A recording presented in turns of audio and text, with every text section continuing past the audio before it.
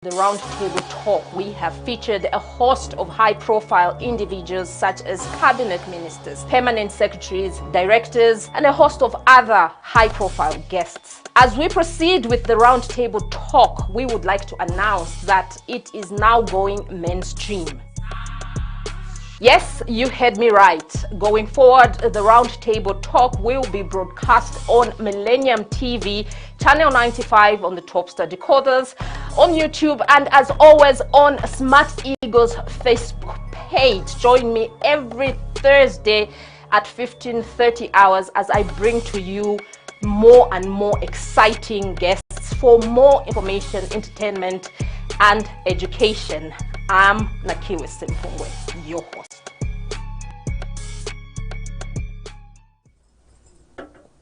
He is the National Students and Youth Taskforce on Disaster Mitigation Chairperson. His name is Alfred Lukwesa. He is also former Kobusu president, and he is gracing the roundtable discussion for this afternoon. Mr. Lukwesa, good afternoon.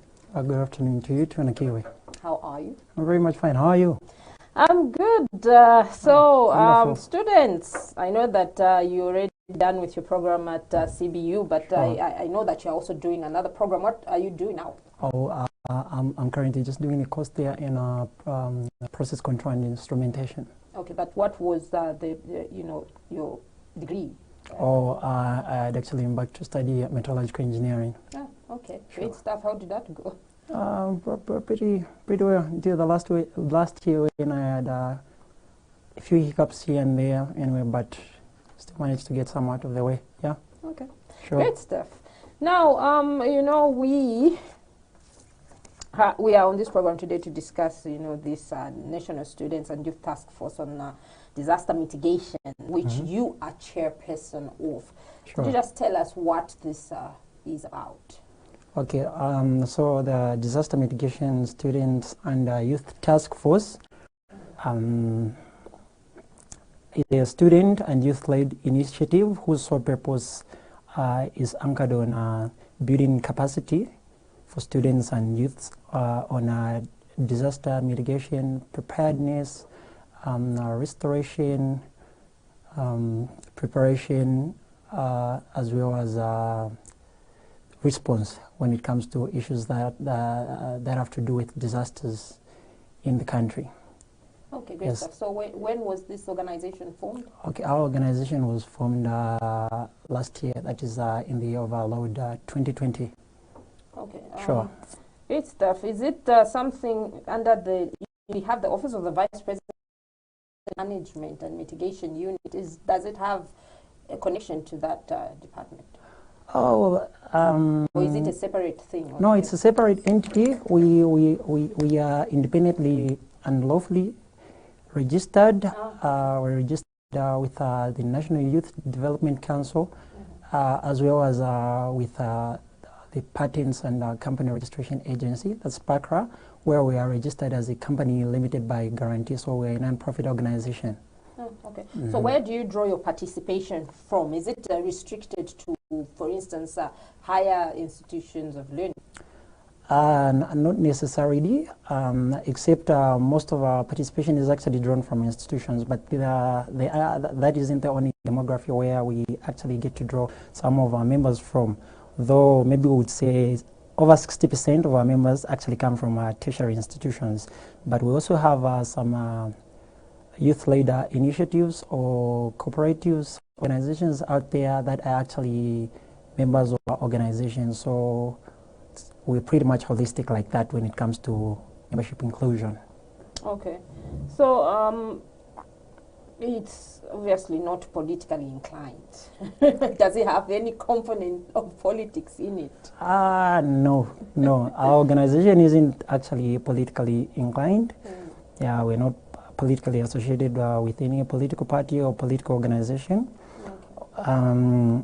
The reason why we decided to take this position is because we believe when it comes to disasters, they do not actually discriminate.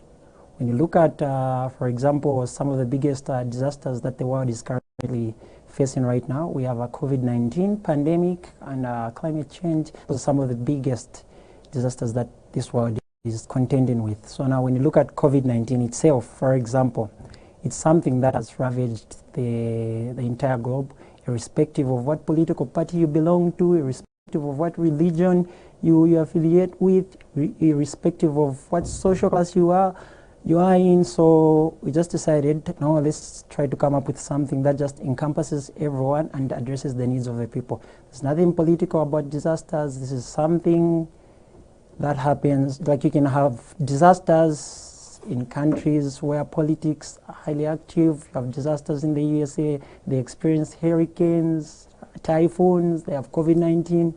You have disasters in countries like Zambia, where we have COVID-19. You also have disasters in countries where politics are pretty much non-existent.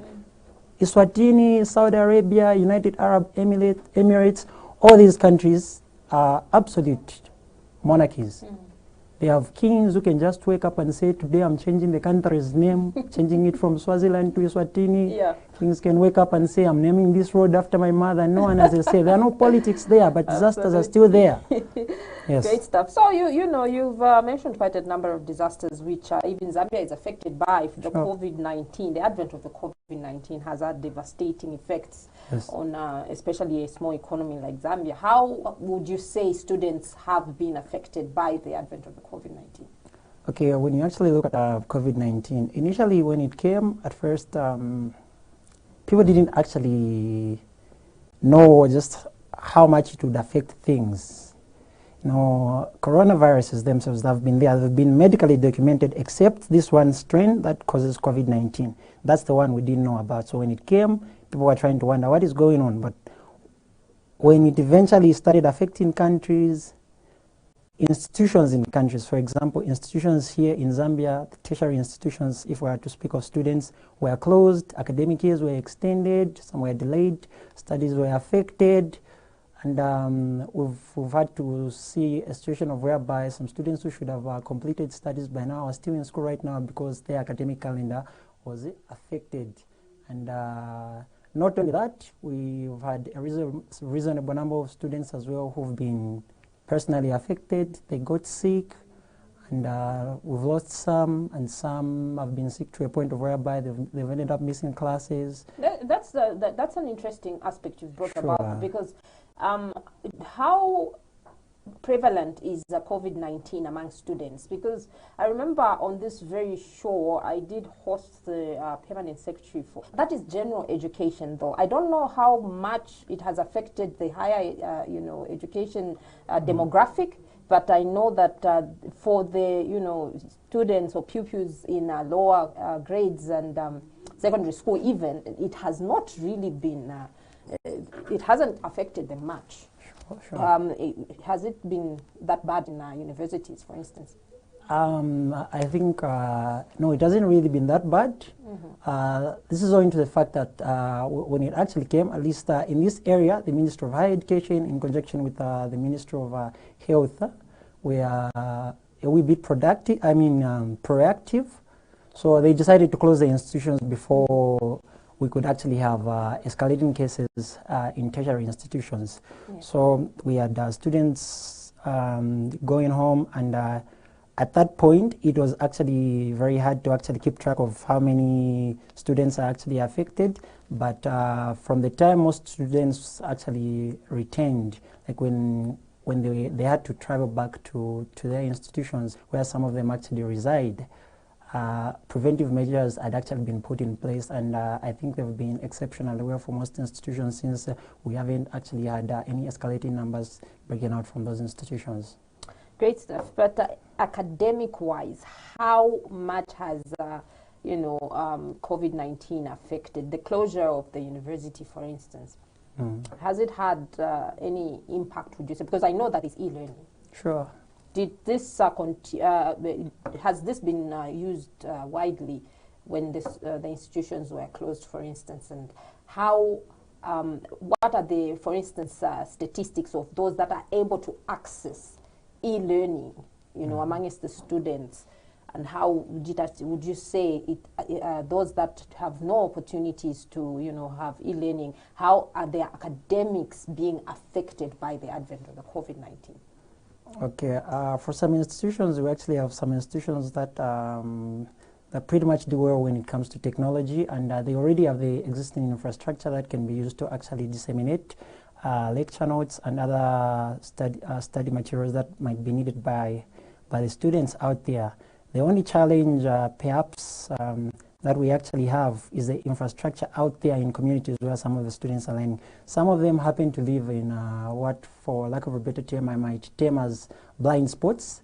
These are areas where maybe internet accessibility is pretty tricky. So for some of them, they would have to move from one place and go to another and try to see just how best they can access the notes that have been posted online. For others, the challenge is on data right now, which mostly comes in packages where students get to buy data bundles.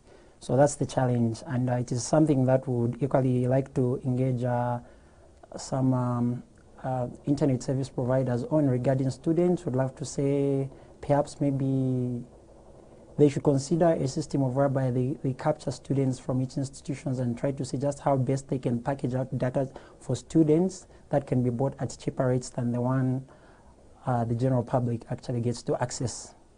So, but also the concern would be on, are the students affected, as in, would there be need, for instance, to go back an academic year in this regard? Because how prepared would they be, for instance, for exams, especially those are in the blind spots, that's, as you have put it, those who have no access to internet facilities. How prepared would they be to, for instance, sit for an exam, given that they don't have, the kind of tutorials that would require for certain kind of, advancement? Okay, on the issue of going back or setting back their academic calendars, it's something whose repercussions we're not pretty much sure of, and I can't actually speak for each and every student out there, but it's something that we are going to see, and I believe the lecturers out there, the tutors and everything, are trying by all means to just see how best they can bridge this. And in the events that the students were adversely affected, then perhaps maybe I'll just try to make a plea on behalf of the students that the lecturers should just see how best they can help the students as well, in order to ensure that we do not affect their academic life extremely. Great stuff, Mr. Lukwesa. And for those that are just joining us on the roundtable discussion for this afternoon, we are featuring Mr. Alfred Lukwesa, the National Students Youth Task Force on Disaster Mitigation Chairperson. Now, so let's zero in, weigh in on the kind of, disasters that your organization looks at. You've talked about the COVID-19. Sure. Are you in any way participating in, what and in what way would you say you're participating in helping out with issues of the COVID-19 in the country? And which organizations are you working with in this regard? All right, okay, that's a fantastic question. When it comes to addressing issues of COVID-19, we actually have our units through our affiliated members who happen to come from different institutions. So what we've tried to embark on over the past months is a situation whereby we get to have some of our members go out there in the communities and their institutions as well and sensitize on preventive measures that can be used to reduce the spread of COVID-19. We've also come to partner up with some organizations and some student initiatives that are being used. For example, at the University of Zambia, there's a group of students who've actually embarked on an initiative whereby it's a business initiative and it also has a social responsibility out there. Those students are actually manufacturing hand sanitizers. Oh, wow. So we decided to partner up with those students, and we've actually been making some donations to the communities out there. Okay. And just different places out there where which we've actually identified to be COVID hotspots. And we're still bringing more stakeholders on board to just see how best we can equally get to have maybe face masks disseminated out there to the general populace. Great stuff. And with issues of climate change, I imagine you're also, you know, getting involved, because that is another serious disaster that... Oh, yes. How? Oh, yes. Regarding issues of climate change, it's quite a big issue, and it's something that we can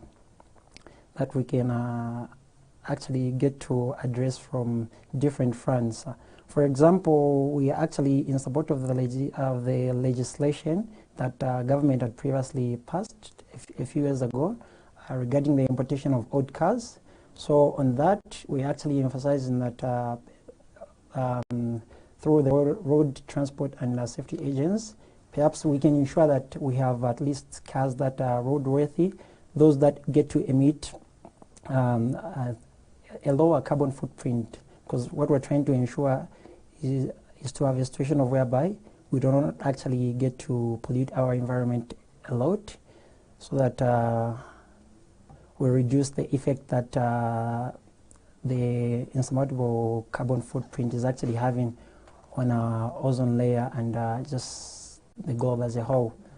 That's one of the issues. Then the other thing that we've actually embarked on is try to ensure that the participation of communities out there with regards to some of the practices that they undertake. Say we're discouraging deforestation, encouraging the planting of trees out there, and as well as other forms of pollution, be it in these plastics. We have to minimize the amount of plastics that we actually get to throw out there in our environment. So these things have to be kept at their lowest numbers as best as we could. Yes. Great stuff. Now, you know, there is this program by the Disaster Management and Mitigation Unit, which is, you know, an arm of government under the Vice President's office, to send out 1,000 students across the country, you know, to, I think, deal with the same issues that we are discussing here. Sure. Is your organization overseeing this program, especially with issues of recruitment of the 1,000 students that are going to go out there? All right. Okay. With that question, I'm not sure if I actually mentioned it earlier, but our organization DMSTF has a memorandum of understanding with the Disaster Management and Mitigation Unit. Oh, great. Yes, so they are our partners, and on this issue that has to do with students, our organization was actually engaged with trying to identify vulnerable students in different institutions to see if some of them could actually volunteer and be part of a vulnerability and needs assessment program that DMMU has actually been conducting and will be conducting. So we were tasked with identifying and collecting some of these student volunteers who would like to take part on this program, so that it's a community-based disaster risk management program, by the way. Yeah, such programs have been there before, except this time. The wonderful thing about it, and it's quite a novel idea and something that I actually get to appreciate and commend the National Coordinator for Disaster Management and Mitigation Unit, Mr. Nakiwe, for, is that with this time he decided to engage students. And the utilization of students on such a program will not only have a situation of whereby people will go out there and try to engage the public on how best we can be prepared for disasters, and how best we can build after disasters and recover and restore our lives afterwards. But we also have a situation of whereby after this, during this program and after, the students who actually take part as volunteers will actually get something out of it and in the form of money that they'll actually use to actually address some of the concerns that they actually have at school, be it tuition fees, transport, study material, accommodation payments for those who are in boarding houses and other accommodation facilities. So that's our position regarding that program and the relationship we share with DMMU. Great stuff. Now, as regards how you are, selecting the selection process, do you have a specific target of schools that you have, identified where you're going to draw the participation from? No, we don't necessarily have a specific target. We have institutions that have affiliated with us. Oh, These are tertiary institutions as well as just youth-based organizations out there. And they affiliated with us before this program even commenced because they resonated with the message and the cause that we are actually trying to have addressed as a team. So these institutions, which are in excess of 54, we should be approaching 60 by now. We're actually informed of such a program, and then others had to come on board. So it's just something that encompasses every tertiary institution out there throughout the country, which wishes to be part of us and would like to be a part of this program. And on the criteria that we are actually using to actually identify these students, because I've already explained that for the institutions we have affiliations and then we still welcome the others. The criteria that we are actually using to identify such students is that the first thing is vulnerability. Most of the students that should actually be part of this program are those students who are having challenges with tuition fees, accommodation fees, and anything that has to do with their academics. Because we know that since they will be receiving something at the end of the day, then that money can be used to address those things. Then the second thing is technical ability. On technical ability, there are certain institutions that offer certain programs as well that might complement our works. We have students from institutions that have programs that are mostly anchored on research out there in communities, social work, such. So that is also something that is attractive to us and will complement our works out there so that we are as effective as we can be. Then the third criterion is availability. It's one thing to actually consider technical ability and vulnerability, but availability is also an important aspect because we can't just force every student to actually come and be on board. There are some other students who have other obligations with their academics, some of them have other engagements, and so we actually encourage those who signed up for this program to ensure that they would be available for the program. We wouldn't love to have a situation of whereby students volunteered for the program, and once they're deployed out there, maybe 2-3 days later, they start pulling out. Yes. Great stuff. Now, so we have seen a lot of situations where, to say that it's vulnerability, the people that, that fall in the vulnerable bracket line. But when you actually select the students and when we, as journalists come and do some investigation, we find that even those that are extremely well-to-do, but they are found on this demographic of the students that are going to, how are you going to ensure that the actual target of the people that you want to, for instance, who are you tasking to do the selection of the students to make sure that what you want, who are the availability, vulnerability, and technical aspect is actually met, and the correct people, students are sent out there to do the work? Okay, sure. Okay, an interesting question. So personally, if you were to ask me maybe to go and identify such students, maybe from a Loyola School of Nursing, a Master School of Nursing, or a school in Chadiza, maybe in Mongu, Solwezi, I wouldn't actually know who those people are, just like you said.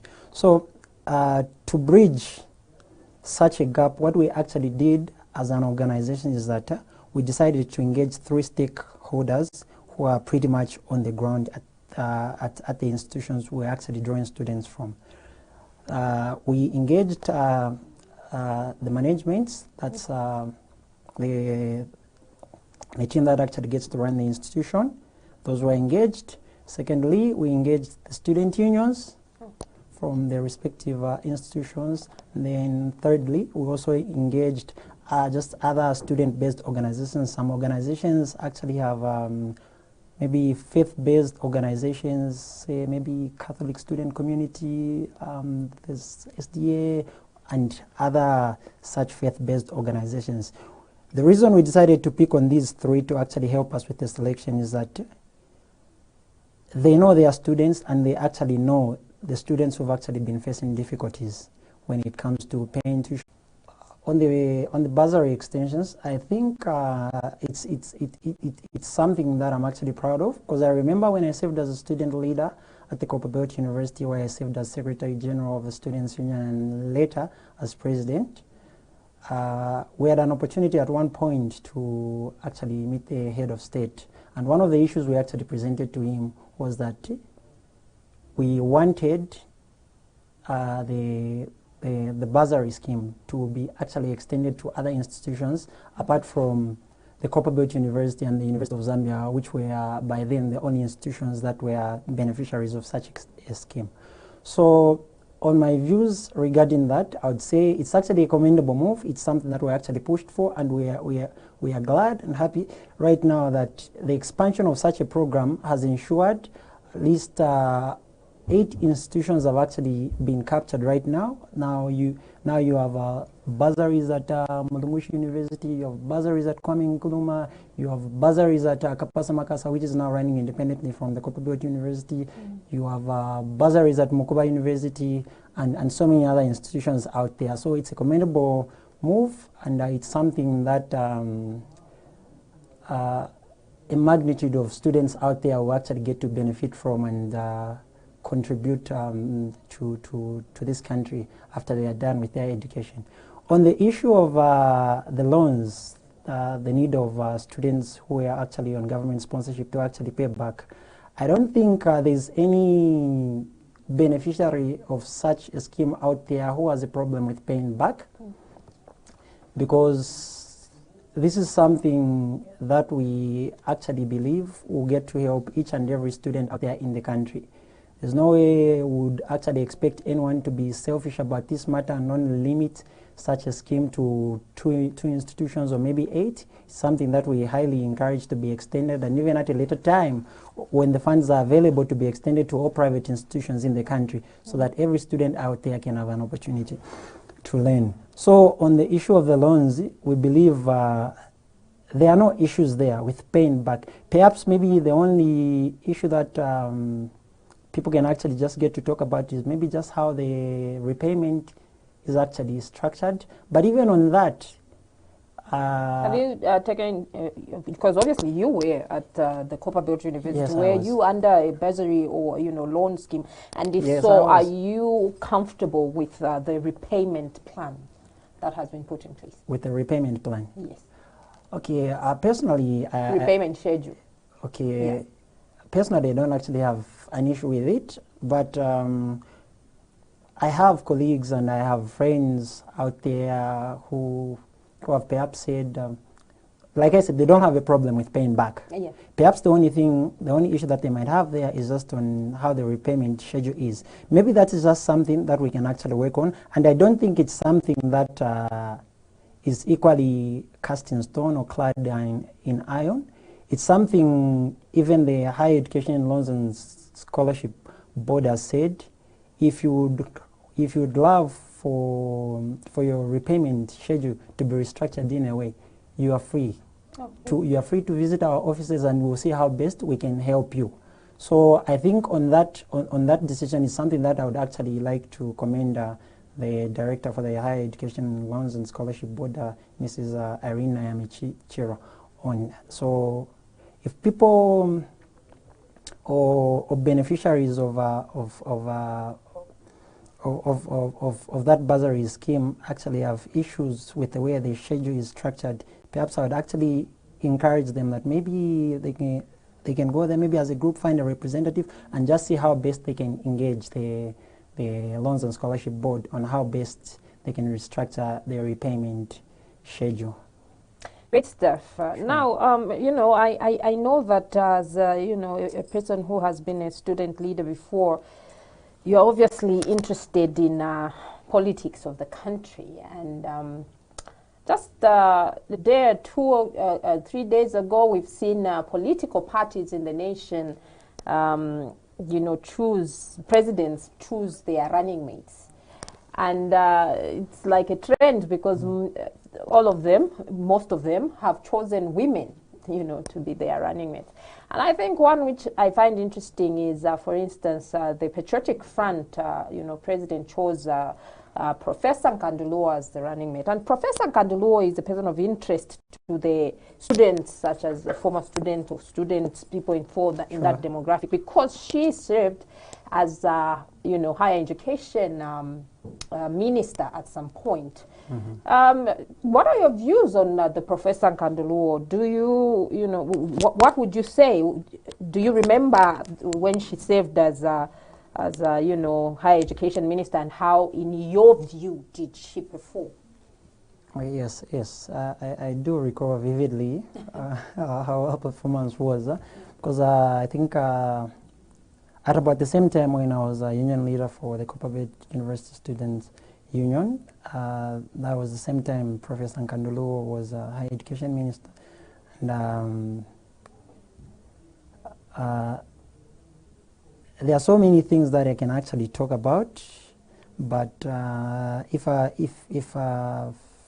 were to actually mention just one thing right now, or maybe to describe her in one word, is that, or maybe two, I would say she's hardworking, with hardworking being the first term, and the second one being a visionary. Why do I say so? I remember certain incidents when I encountered her, and we had issues of whereby, she could ask certain questions at institutions, because sometimes we'd actually get to escort her when she was visiting some tertiary institutions. She would ask certain questions that some people in certain offices, or even the students themselves, weren't actually even thinking about. At one point, she asked a question whereby, I don't know, it was referred to a certain management. She had to ask them why the offices were so big, and yet the institution itself had smaller libraries. Okay. So that in itself was something that we had to reflect about. It's like, okay, the core purpose of a tertiary institution is to ensure that the citizenry is educated. But why are people having these large office spaces with so much space, and yet the library doesn't have enough space to actually hold the books?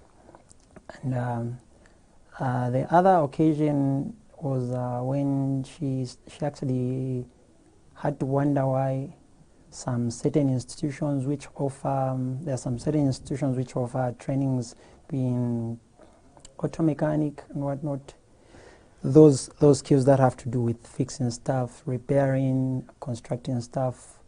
You'd actually see a situation of whereby some institutions which offered those same programs were taking some of their vehicles to be fixed from garages outside there, but they have students that they are actually lecturing in such programs. Then what's the essence of education there? What's happening? Those are some of the questions we had to ask. So she said, we have institutions. The University of Zambia is complaining about lack of furniture. They don't have enough desks. They don't have enough chairs.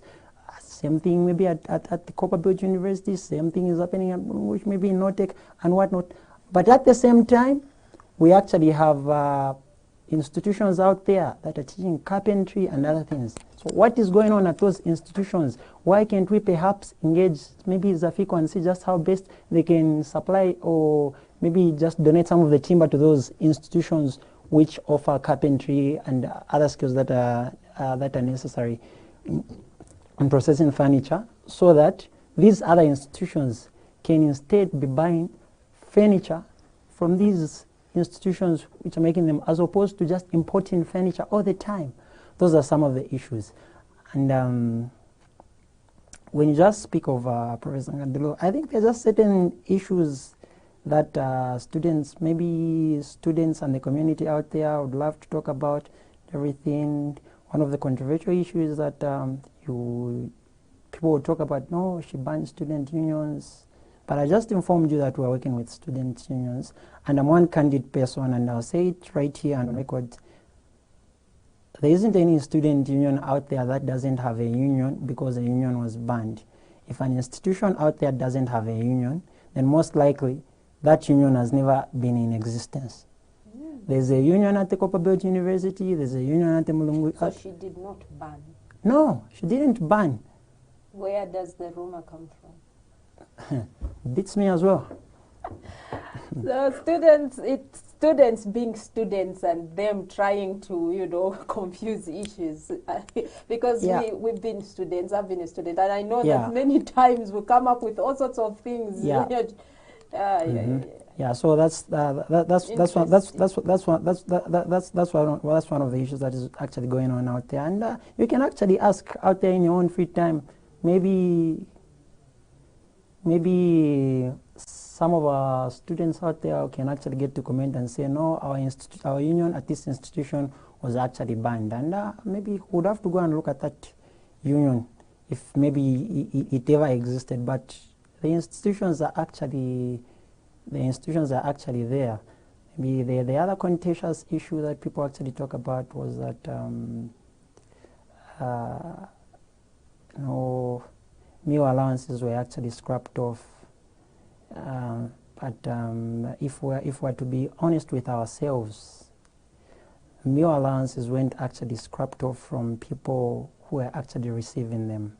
By the time the government decided to say, let us remove meal allowances, those who were in first year and had already signed a contract, the bursaries contract, which stipulated that they had to be getting meal allowances as well, they continued receiving those meal allowances. And this is something maybe that I may be criticized on and whatnot, but the whole essence there behind was that the government wanted to expand its loan program to other institutions, like I said. So it said, okay, on this, perhaps maybe we'll just have our parents out there, the parents of the students would have to meet halfway with us. We're going to get a portion of this money, and then we're going to redistribute it and pay for tuition fees of some of their children in other institutions. That way, we are putting more people on. We're putting more people into schools, vulnerable students into schools. And then after those are done with the school and they secure employment, they start working, they'll start paying, like we've actually said.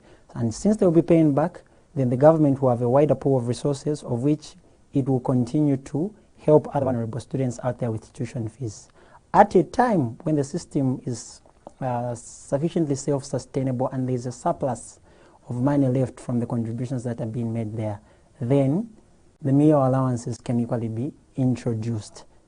Yes, that's the rationale that was there. Let's start for putting things in context, because there's a lot of misinformation that goes out there for sure, and it's very, very important, you know, when people who were actually there can come and put things in proper perspective and context. So now, what programs, you know, are you putting in place to ensure that students are not used as tools of political violence ahead of the elections in August? Because it is common knowledge that students most of the times are used as tools of political violence by different political parties. When it's you know, time for elections, they are just given very little, like, you know, tins of chibuku and so forth and so on, and sent out there to, you know, fight for this party and fight for this party. And you know, you being in issues to do with you know, students, what are you doing as your organization? I know you are more on disasters, but I would also classify this issue of being used as you know, tools of political violence as a disaster. Sure, if things degenerate, then the whole country starts burning, and then we have something on our hands to deal with now. So it's something that can escalate into a disaster. So some of the programs we're actually trying to put in place, with the current one, where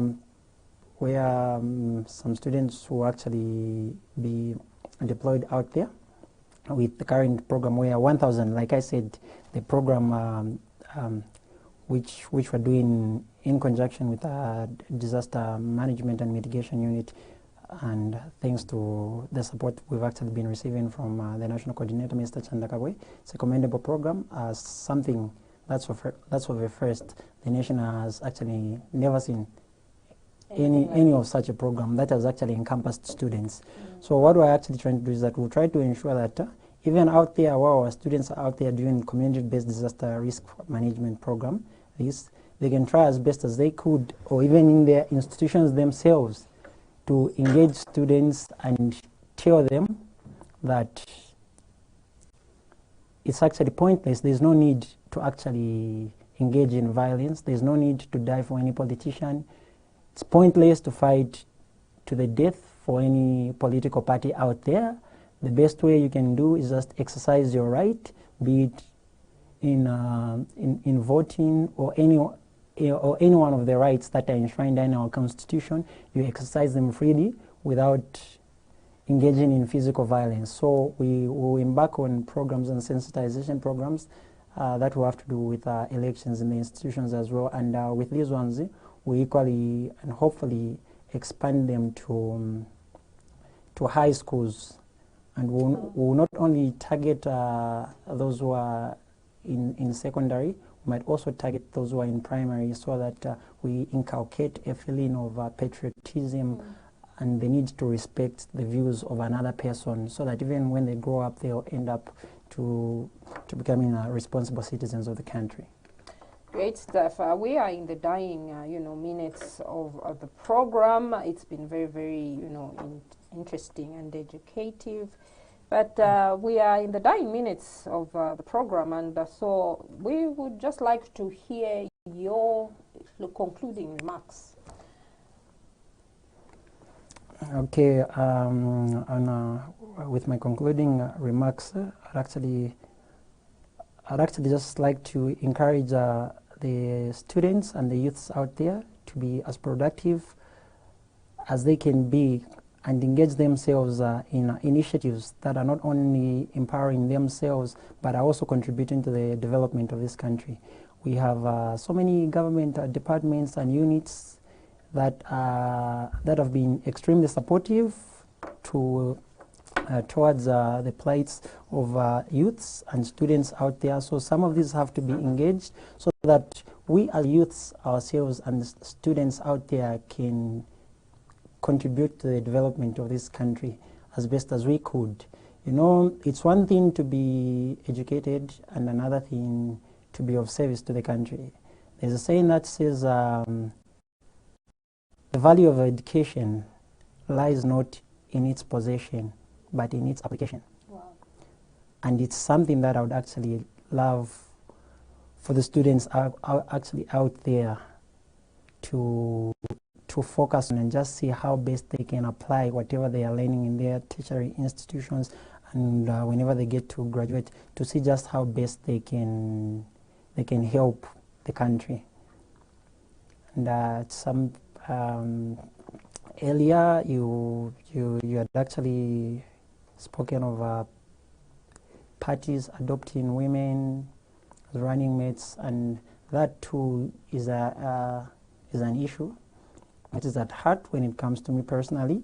I would actually encourage more parties out there, more political parties out there, to see just how best they can bring on board the youths and women so that they can actually get to contribute to that.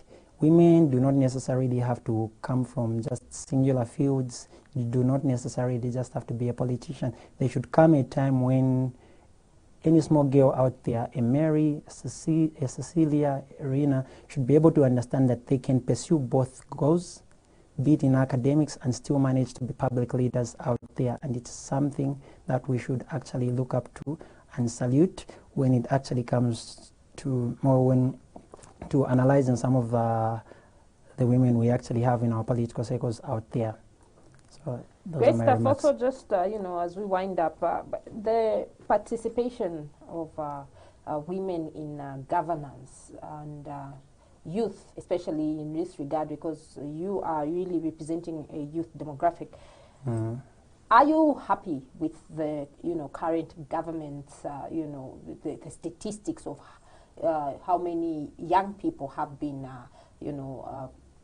included in decision-making positions? The numbers that we actually have regarding youths and women in government, I would say they are positive, and I would very much love for them to be higher than there. But at least what is important is to see that the country is making an effort. You know, in the dissolved executive of President Edgar Chagwa, the previous cabinet, which just recently dissolved, the percentage of women in that cabinet was at 33%. That's the highest we've ever had as a country. So it actually shows. It gives hope. Yes, it gives hope to not only the women out there, but to the men and boys and some of us out here who actually encourage women participation or their inclusion in governments, in governance or key decision-making bodies. It gives us hope that our other developmental partners, which are women, are also included. So that's a commendable thing, and based on how the adoptions have actually been made regarding the running mate, for example, President Edgar Chagwa is actually chosen a female. It actually shows again that there's room for women out there, and we're only hoping that we'll get to see more women in the coming executive and other key decision-making positions in government out there. With the youths, I think we're having an amazing year this year. It's a commendable thing. It's a commendable thing. We've actually seen so many youths from different political parties. You have Mr. Njiko Mzuku, who's about my age, mate. Who's about my age. He'll be contesting the mayoral seat in Mansa. You have even parties like Socialist Party who've adopted young people. You have Mr. Francis Robert Kapianga, who's an MP candidate in Mpika, and then you also have Bomba Malambo, youthful person. She will also be contesting somewhere. So it's a positive thing that youths are actually coming on board, and it shows that as a country we're actually making positive strides in the right direction. Great stuff. Thank you so much, Mr. Lukwesa, for, just taking time to come and grace the roundtable discussion this afternoon. We know that you have a lot of work out there, especially in regards to the program that you are going to roll out very soon. The task force on disaster mitigation and stuff like that. But you took time, off your schedule to just come and discuss some very important issues on the roundtable discussion, and we are very grateful that you could make time. Oh, I'm equally grateful for being invited here so that we could actually share our message out there to the youths and students that we actually have on board, and we hope that through this platform we've actually engaged more people, and our message now resonates with a higher population out there. So thank you once more for providing me with this opportunity as well. I really appreciate on behalf of my team. Sure. You are welcome, and we will obviously like to ask you to come back, at least at the moment you would have rolled out the program, and so we can come and discuss how it's going. Okay, sure. Okay, thank you. Thank you very much. We'll definitely be coming back. Oh, and there's one thing that I forgot to mention. Yeah, sure. With the VAC program, where we'll actually be deploying 1,000 students out there, student volunteers who equally, as a task force, since we received overwhelming response from the students when we sent out the applications, so we will actually be making a proposal to the disaster management and mitigation unit to expand the program by another 500 so that we can encompass more students and bring them on board and just see how best we can help them and how best they can equally help this country as well. Great stuff. Sure. Well, there you have it, our roundtable viewers from across the globe. This edition featured Mr. Alfred Lukwesa, the National Students and Youth Task Force on Disaster Mitigation Chairperson. And until next week, when we bring to you another exciting guest on the roundtable discussion, my name is Nakiwe Simpungwe, your host, and I say good afternoon. It has been an exciting journey on the Roundtable Talk. We have featured a host of high-profile individuals such as cabinet ministers, permanent secretaries, directors, and a host of other high-profile guests. As we proceed with the Roundtable Talk, we would like to announce that it is now going mainstream. Yes, you heard me right. Going forward, the Roundtable Talk will be broadcast on Millennium TV, Channel 95 on the Topstar decoders, on YouTube, and as always on Smart Eagle's Facebook page.